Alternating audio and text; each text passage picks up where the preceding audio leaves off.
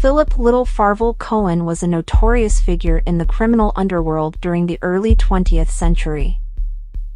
According to the authorities, Cohen, a former rackets collector, was a member of the criminal organization Murder Incorporated, led by Louis Buchalter. Like the gang leader and other members of the organization, was involved in international drug trafficking. International drug trafficking. According to the findings of the Federal Bureau of Narcotics, FBN, the international drug trade intended for the USA in the 1920s and 1930s was largely controlled by Jacob Katzenberg, who was based in New York City. This supplied a large number of criminal gangs, including the organization around Louis Buchalter, to which Philip Cohen also belonged, with opium, which was initially obtained from Europe and later directly from China and then sold on nationally in the USA. The many murders carried out by Cohen's organization, which the press dubbed Murder Incorporated, were largely based on enabling and covering up crimes of the criminal organization and the National Crime Syndicate, such as the drug trafficking organized by Katzenberg. This was actively supported by Murder Incorporated and can be seen as one of the main sources of income for the criminal organization, in addition to the infiltration of unions and related industries, such as in particular the clothing industry in the garment district. Philip Cohen and his accomplice Emanuel Weiss were heavily involved in the criminal organization's drug deals. The FBN first became aware of the group's machinations in 1935 when the remains of an opium processing plant were discovered by authorities after an explosion in a residential building on Seymour Avenue in New York City. In 1937, the FBN believed it had secured evidence of a violation of the U.S. Narcotics Act by Cohen and Weiss when they managed to find Jacob Gottlieb at Rouse's Point in New York State with a suitcase full of heroin. When he was arrested, he told the authorities that he had smuggled drugs from France through Canada to the USA for Cohen and Weiss and that the two were his clients. Shortly afterwards, while still in custody, Gottlieb committed suicide by hanging himself in his cell for fear of retaliation by Murder Incorporated against him or his family. No charges could be brought against Cohen and Weiss due to the death of the only witness. In 1939, the two Murder Incorporated members, who had long been the focus of the FBN, were finally indicted for violations of the U.S. Narcotics Act. During a house search, FBN investigators discovered a chemical plant used to stretch morphine and had secured evidence of the involvement of Weiss, Cohen, and three other people named Samuel Bernstein, Abe Little, Yiddle Lorber, and Al Angelson. After the fugitives were arrested in 1939, the trial was scheduled for 1940. Emanuel Weiss and Philip Cohen were released after paying bail, but did not appear at the trial because they had also been charged with the murder of Joseph Rosen, a former haulage owner, since May 1940 and wanted to evade the trial. After several months of manhunt, New York police officers managed to arrest Cohen in a Brooklyn apartment during a nightly house search on November 30, 1940, and found the wanted man exhausted and under the influence of drugs. There was no sign of his accomplice Weiss. In February 1941, Philip Cohen and the three remaining defendants were sentenced to 3 to 10 years in prison. Cohen was sentenced to 10 years.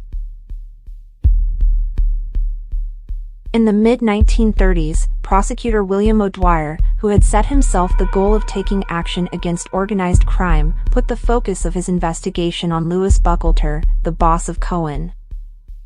This resulted in particular in driving potential witnesses out of town or their being murdered. Buchalter saw danger in a businessman named Joseph Rosen, who had been informed of the gang leader's involvement in the infiltration of the unions and had returned to the city against his will. On September 13, 1936, on Buchalter's orders, Rosen was shot in his shop in Brownsville, New York City. Harry Strauss was supposedly commissioned with the planning and execution of the crime along with James Farrago, Emanuel Weiss, Sholem Bernstein, and Louis Capone. Along with Sholem Bernstein, Philip Cohen was seen as an escape driver and is said to have transported the perpetrators, who initially used a stolen escape vehicle, in his car after leaving the vehicle and helped them escape from the crime scene. When the public prosecutor's office was able to prosecute those involved on the basis of the testimony of the contract killer Abe Relis, who had become an informant. Philip Cohen was initially included in the murder charge in 1940, but was later struck off the list of accused due to lack of evidence. Instead, he had already been convicted of drug smuggling. Cohen's accomplices Emanuel Weiss, Louis Capone, and gang leader Louis Buchalter were sentenced to death for the murder of Rosen and in 1944. After 2 years of vehement but unsuccessful attempts to enforce a retrial, were executed in the electric chair in Sing Sing prison. Murder of Danny Fields and Louis Cohen. Philip Cohen was also linked by investigators with the FBI to the double homicide of Danny Fields aka Isidore Friedman and Louis Cohen on January 28, 1939, and is believed to have been one of the shooters. However, in the absence of sufficient evidence, no charges could be brought against Cohen.